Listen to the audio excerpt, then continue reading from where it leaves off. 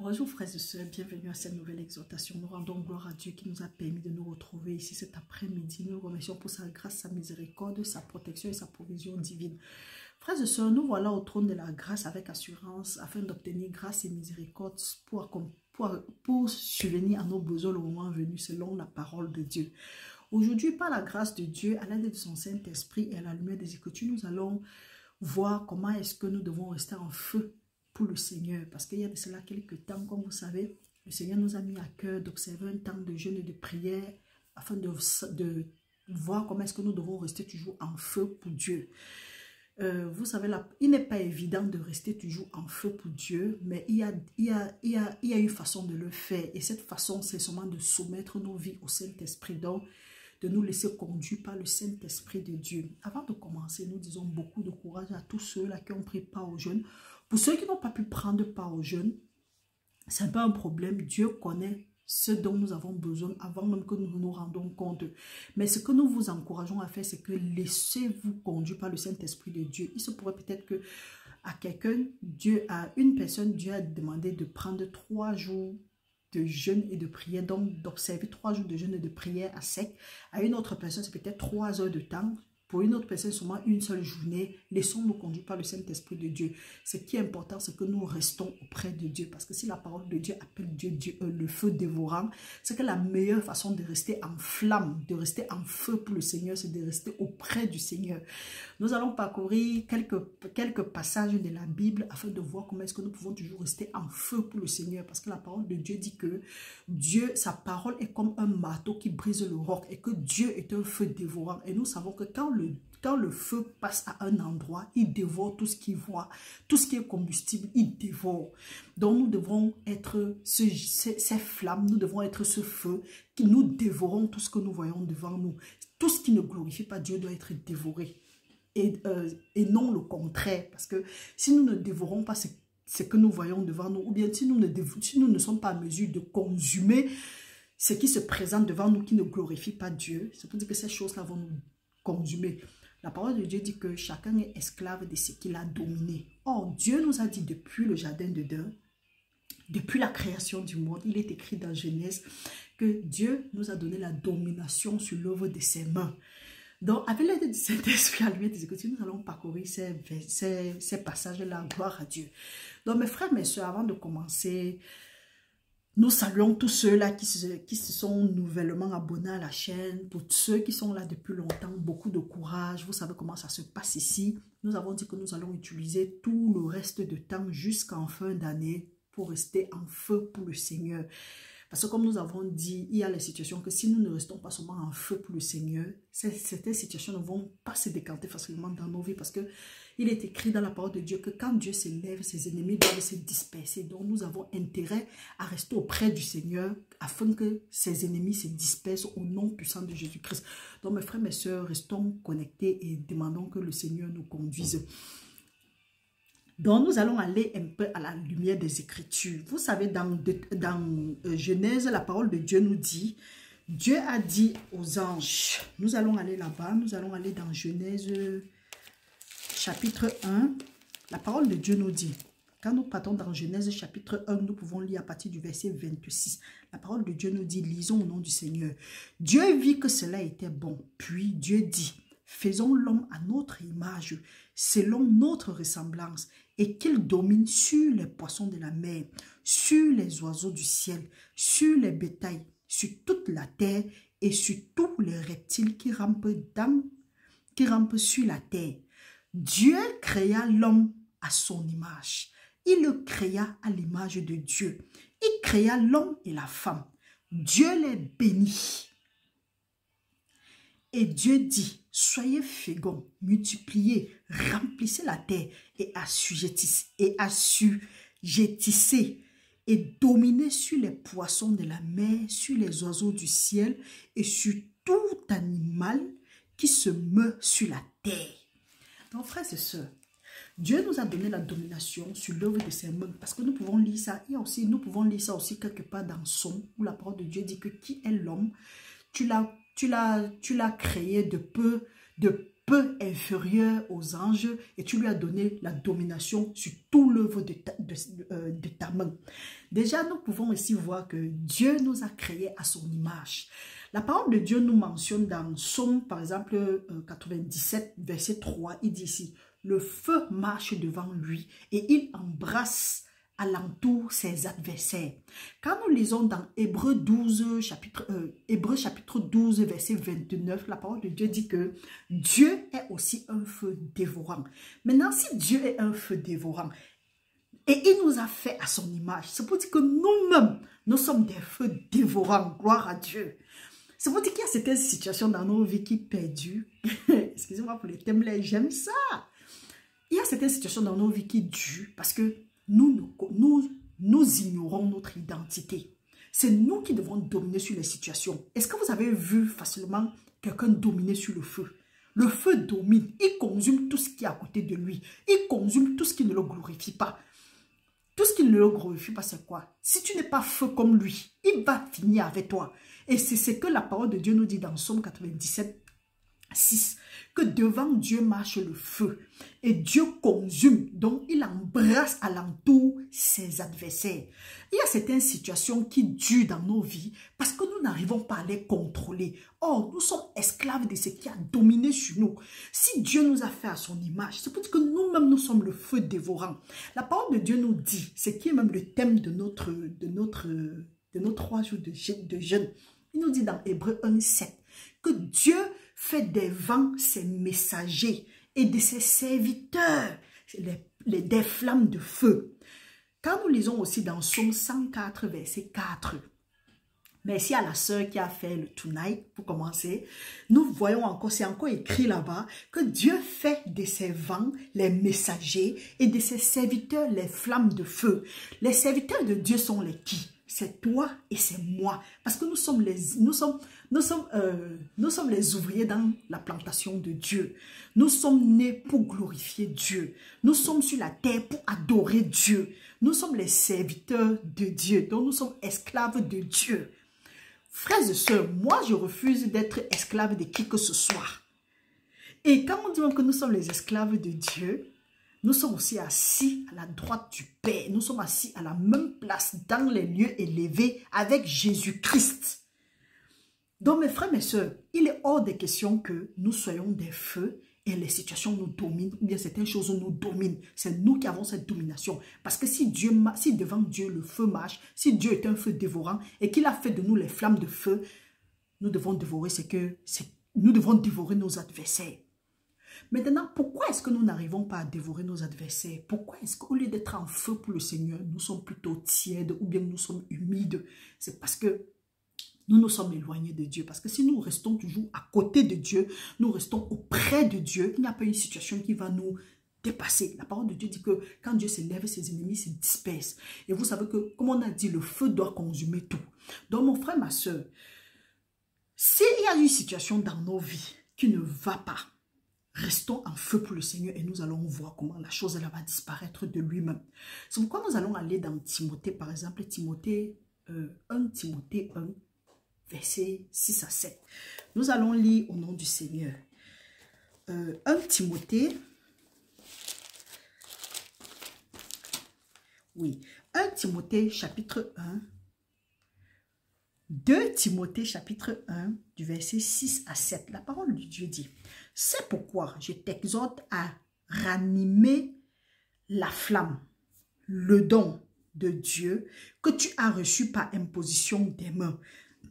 Car ce n'est pas un esprit de timidité que Dieu nous a donné, mais un esprit de force, d'amour et de sagesse. Est-ce que nous savons que quand nous sommes timides, quand nous ne rallumons pas le feu, quand le feu est en train de s'éteindre, nous avons, je ne sais pas si nous avons eu à observer un feu de bois. Quand il est en train de s'éteindre, au fur et à mesure, il devient, donc il est triste, et ça devient plutôt la cendre. Les braises qui chauffaient, en tout cas, ça quitte de la flamme aux braises et au fur et à mesure, ça va s'éteindre. Or, la parole de Dieu nous dit dans Proverbe 16, de 26 à 27, que faute de bois, le feu s'éteint.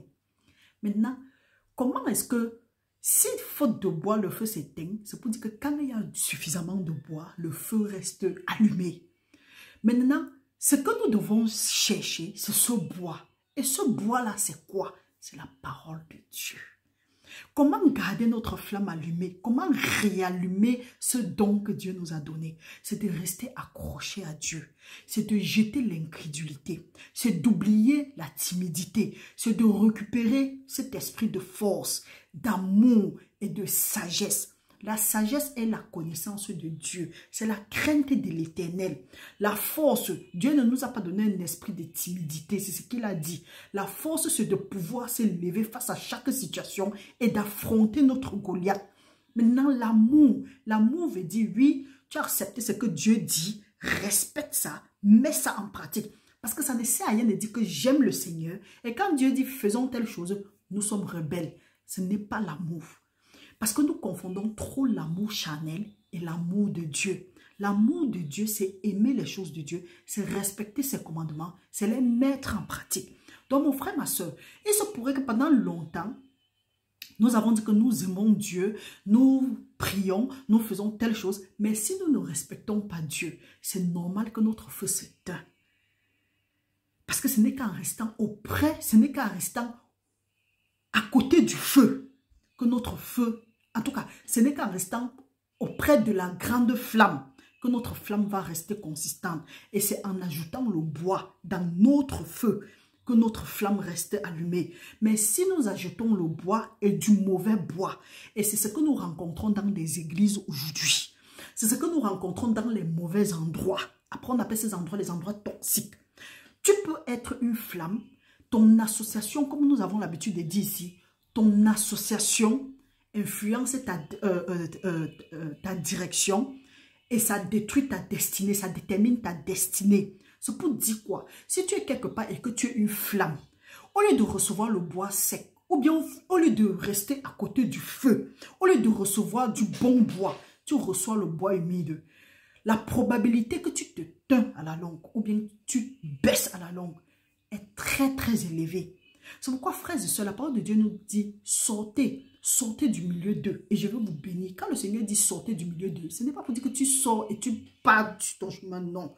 Tu sors pour entrer en alliance avec Dieu. Entrer en alliance avec Dieu, ce n'est pas difficile et nous avons dit ça ici.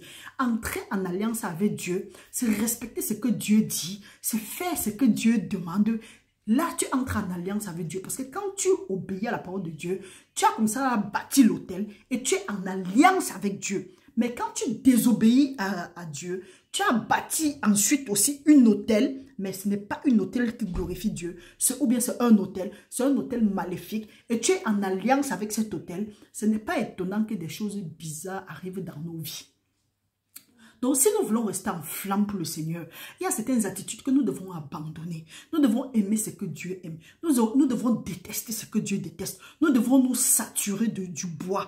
Nous saturer du bois, c'est quoi? C'est nous saturer de la parole de Dieu. Nous devons faire attention à nos langues. Parce que la parole de Dieu dit, nous avons parlé des autels maléfiques. Ce n'était pas un hasard. Dieu sait comment il fait. Nous avons parlé des autels maléfiques. Nous avons vu que c'est les hôtels que nous passons le temps à dire que tel a bâti l'hôtel dans ma vie ou bien nous, à cause de nos parents, nous avons bâti, nous-mêmes, nous avons bâti des hôtels dans nos vies avec notre langue. Parce que la parole de Dieu dit que la mort et la vie sont au pouvoir de la langue et que qui l'aime en mangera le fruit. Donc si nous passons le temps à dire des choses, nous allons lire quelque part ici que la langue est un petit élément. Nous pouvons aller lire ça, je vais voir, je ne sais plus où c'est. Il y a un passage de la parole de Dieu qui dit que la langue est un petit élément et lui, il met le feu sur tout le corps. Nous pouvons lire cela dans Jacques, très bien, dans Jacques 3, verset 6. La parole de Dieu nous dit, la langue aussi est un feu. C'est le monde de l'iniquité. La langue est placée parmi nos membres, souillant tout le corps et enflammant le cours de la vie, étant elle-même enflammée par la guéhenne. Donc, mon frère, ma soeur, soit ta langue enflamme ton corps en bien, soit ta langue enflamme ton corps en mal. Mais ce que ta langue prononce, ce que ta langue dit, ce que tu permets à ta langue de dire, va déterminer ta position en ce moment va déterminer si ton feu va, si ta flamme va rester allumée ou bien ta flamme va s'éteindre. Parce que la parole de Dieu nous dit que le jour du jugement, chacun rendra compte de toute mauvaise parole qu'il aura prononcée. Ou bien des paroles qu'il aura prononcées en vain. Prononcer les paroles en vain n'est rien d'autre que de prononcer les paroles qui vont à l'encontre de la parole de Dieu. Notons ça et notons ça très bien. Parce que tout nous est permis, mais tout ne nous édifie pas. C'est pourquoi la parole de Dieu dit que ce que nous lions sur la terre sera lié au ciel. Ce que nous délions sur la terre sera délié au ciel. La mort et la vie sont au pouvoir de la langue. Comme ça, la parole de Dieu nous demande, gardez votre cœur plus que toute autre chose. Parce que c'est d'elle que viennent les sources de vie. Et c'est de l'abondance du cœur que la bouche parle. Donc la langue là s'exprime. Donc si nous voulons garder notre feu, mes frères, mes soeurs, il y a certaines attitudes à suivre. Nous allons commencer. Nous allons aller voir comment est-ce que en gardant notre feu, en voulant garder notre feu allumé, nous devons laisser certaines attitudes, aimer ce que Dieu aime, détester ce que Dieu déteste. Parce que quand nous aimons ce que Dieu aime, nous nous rapprochons de Dieu. Parce que nous sommes en train d'obéir à Dieu, nous mettons ses commandements en pratique. Mais quand nous détestons ce que Dieu déteste, même si nous prions n'importe comment, nous nous séparons nous-mêmes de Dieu. Lisons, donc nous ne nous rapprochons pas de Dieu. Allons dans Psaume, nous allons aller dans Psaume 6. Nous allons aller dans Psaume 6. La parole de Dieu nous dit, dans Psaume 6, à partir du verset 16, la parole de Dieu dit, lisons et lisons bien. Il y a 6 choses que hait l'Éternel. Voilà, si tu pratiques une de ces choses, il faut savoir que ton feu va s'éteindre à un moment. Parce que n'importe comment, ça va t'éloigner de Dieu. Et quand ça t'éloigne de la grande flamme, n'importe comment ton feu, même si elle ne s'éteint pas complètement, il y a quelque chose qui va changer sur le cours de ta vie. C'est pourquoi la parole de Dieu dit que Dieu déteste, Dieu a horreur du péché. Parce que quand nous-mêmes nous péchons, nous nous éloignons de Dieu. C'est pour dire que nous nous éloignons de la flamme. Et c'est probable que la flamme de feu que Dieu fait de nous descende. La parole de Dieu nous dit, il y a 6 choses que l'Éternel hait, et même 7 qu'il a en horreur.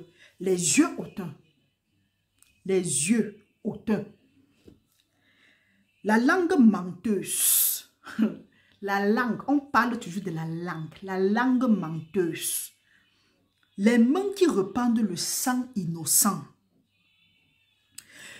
Quand on dit le sang innocent, on croit toujours que c'est celui-là qui tue et que le sang sort. Même le fait de mal parler de quelqu'un, le fait de créer la zizanie, le fait de faire des choses qui sont contraires à ce que Dieu dit. Ce sont des choses que Dieu hait et ça fait que ça nous éloigne. Donc c'est normal que quand nous pratiquons ces genres de choses, après nous sommes surpris par le coup de la vie. Nous sommes obligés de faire des manigances, de faire des négociations, de faire des compromissions pour pouvoir atteindre nos objectifs. Or, quand nous faisons des compromissions pour atteindre nos objectifs, nous ne sommes pas forcément sur le plan de Dieu. C'est vrai que certains gens vont dire que oui, nous sommes quand même arrivés. Oh, tout chemin mène à Rome. Mais nous devons faire attention à quel chemin nous prenons. Parce que la parole de Dieu nous dit que les voies d'un homme lui paraissent justes, mais la fin, c'est la perdition. Peut-être que tu as fait les manigances que tu as pu faire, tu es arrivé où tu es, mais il y a un prix à payer. Parce que la parole de Dieu dit, Dieu ne tient pas pour innocent, Dieu ne tient pas le coupable pour innocent. C'est ce que nous devons savoir. Donc ici, là, nous parlons de la langue menteuse. Les mains qui répandent le sang. Un cœur qui médite les projets iniques. Quand la parole de Dieu dit qu'un cœur qui médite les projets iniques, Dieu nous dit, gardez votre cœur plus que toute autre chose, parce que c'est d'elle que viennent les sources de vie. Si tu veux garder ton cœur, il faut saturer ton cœur avec la parole de Dieu, respecter les commandements. Et c'est ça qu'on appelle le renouvellement de notre pensée. Donc, si tu ne renouvelles pas ton esprit, ton cœur aura toujours des pensées iniques parce que tu vas toujours chercher à suivre tes voies. Et la parole de Dieu dit que les voies d'un homme lui paraissent justes, mais la fin, c'est la perdition. Et Dieu nous demande, confie tes voies à l'Éternel et tes projets réussiront. C'est pour dire quoi? Que si ton cœur a des pensées iniques, tu es tenté plutôt à suivre ta chair, à suivre les œuvres de la chair, à ne pas suivre l'esprit de Dieu. Oh, la chair les œuvres de la chair ne peuvent que nous conduire à la mort. Tu te dis que oui, c'est la bonne route, mais c'est en train de t'éloigner de la flamme. Donc, c'est probable que tu sois en train de prier, de faire tout ce que tu es en train de faire, mais ta flamme descende. Voilà les choses que Dieu ne veut pas, les pensées iniques. Nous pouvons continuer. La parole de Dieu dit que le cœur qui médite les projets iniques, le pied qui se hâte de courir au mal, le faux témoin qui dit des mensonges et celui qui excite des querelles entre les frères. Il y a des gens qui sont doués pour ça. Leur pied court au mal. Donc pour peu, pour un, pour deux, ils refusent de faire ce que la parole de Dieu dit. On ne dit pas ce que les gens pensent que oui, tel a fait telle chose, tel est monté, il est descendu. Ça là, ce sont les tentacules. Le vrai problème est d'abord spirituel. La parole de Dieu nous dit là que le faux témoin qui dit des mensonges. Le mensonge n'est rien d'autre que ce que nous venons contre la parole de Dieu ou bien ce que nous augmentons selon la parole de Dieu parce que les gens nous trompent. Le mensonge, c'est quoi? C'est plutôt le contraire, c'est le côté sombre de ce que Dieu a dit. Pendant que Dieu dit que faisons comme ça là, le menteur prend, il change le vrai sens de cette parole-là et il nous renvoie ça, mais en nous mettant en doute. Et c'est ce qui s'est passé dans le jardin d'Éden. Le diable n'a pas dit que non, Dieu vous ment. Il a dit non. Dieu vous a dit de ne pas manger ça parce qu'il sait que le jour que vous allez manger, vous seriez intelligent comme lui. Donc, on va prendre toujours la même parole pour nous tromper. C'est pourquoi la parole de Dieu nous demande d'avoir le discernement afin de discerner ce qui est bon. Que nous ne devons pas accepter toute chose. Nous devons discerner. Donc, ici, nous voyons qu'il y a le faux témoin qui dit des mensonges. Ou bien, oui, tel a dit que, alors que ce n'est pas ça. Nous devons faire très, très attention. Et la parole de Dieu dit que et celui qui excite les querelles entre les frères. Donc, mon frère, ma soeur, si tu te reconnais dans ces choses, il faut savoir que peut-être certaines prières qui ne sont pas répondues, c'est parce que certaines choses, ces genres de choses se retrouvent dans ta vie. Ce qui fait que le problème là a occupé l'endroit où la flamme, où le feu, où la braise, où le bois devait être enflammé. Ce qui fait que tu es en train de faire n'importe quoi, rien ne change. Donc, si nous voulons rester en feu pour le Seigneur, nous devons aussi éviter ces 6 choses. Ensuite, si nous lisons aussi au chapitre 8, à partir du verset 12, la parole de Dieu nous dit, « Moi, la sagesse, j'ai pour demeure le discernement et je possède la science de la réflexion. La crainte de l'Éternel, c'est la haine du mal. L'arrogance, l'orgueil, la voix du mal, la bouche perverse, voilà ce que je hais. » Donc, si tu veux que ton feu reste enflammé, si tu veux que ta flamme reste allumée, tu dois détester ce que Dieu déteste avec passion. Et tu dois aimer ce que Dieu aime. Aimer ce que Dieu aime veut dire respecter ce que Dieu aime. Respecter les commandements, les mettre en pratique, être obéissant, tout court. Donc, mes frères, mes soeurs, voilà quelques trucs que nous devrons partager ensemble. Si nous partons maintenant lire dans Proverbe 26 au verset 20 jusqu'à 21, la parole de Dieu nous dit, « Faute de bois, le feu s'éteint, et quand il n'y a point de rapporteur, la querelle s'apaise. Le charbon produit un brasier, le bois du feu. Ainsi, un homme querelleur échauffe une dispute. » Donc nous voyons ici là que c'est le bois qui allume le feu. Le bois, dans notre contexte, c'est quoi? C'est la parole de Dieu.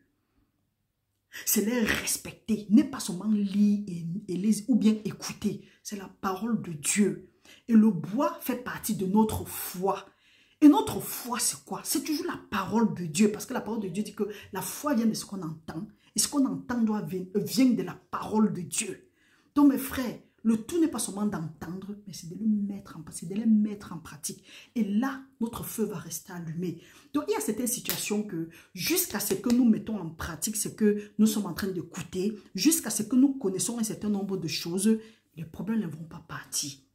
Le problème n'est pas seulement de connaître ce que nous devrons, en tout cas, de connaître ce que Dieu déteste, mais c'est de pratiquer cela. Si Dieu dit monte, monte, on ne discute pas la parole de Dieu, on applique, on obéit. Point final. Donc mes frères, mes soeurs, voilà ce que nous devrons partager aujourd'hui. Avec l'aide de Dieu, les jours à venir, nous aurons à partager d'autres thèmes. Restez bénis au nom puissant de Jésus-Christ. Nous n'avons malheureusement pas pu ce matin faire la prière d'ouverture, mais le Seigneur sait pourquoi. Beaucoup de courage à tout le monde et que la bonne œuvre que Dieu a commencé dans la vie de tout un chacun qui mène jusqu'à la fin. Jusqu'à la fin. Je prie que ton feu reste allumé, que ta flamme soit réallumée à partir de maintenant parce que Dieu a dit que ce n'est pas un esprit de timidité ou bien un esprit de peur qu'il nous a donné, mais c'est un esprit de force, d'amour et de sagesse. Et nous savons que la timidité est suivie généralement. En tout cas, la timidité, c'est toujours la peur et c'est suivi de l'incrédulité et de tout. Donc, nous allons prier que nous soyons délivrés de cet esprit de peur à partir de maintenant au nom de Jésus-Christ. Parce que si la peur nous domine, c'est pour dire que nous sommes esclaves de la peur parce que la parole de Dieu dit que chacun est esclave de tout ce qu'il a dominé. Donc, beaucoup de courage à tout le monde. Nous allons laisser le lien de la communion en bas de cette vidéo. Et restez bénis, appuyez le bouton j'aime, nous nous voyons à la prochaine. Restez en prière, prions pour les sinistrés de l'Espagne, que le Seigneur veille sur eux au nom puissant de Jésus-Christ. Nous remercions le Seigneur pour tous ses bienfaits. Bonne soirée à tout le monde, beaucoup de courage et à la prochaine, par la grâce de Dieu, au nom de Jésus-Christ.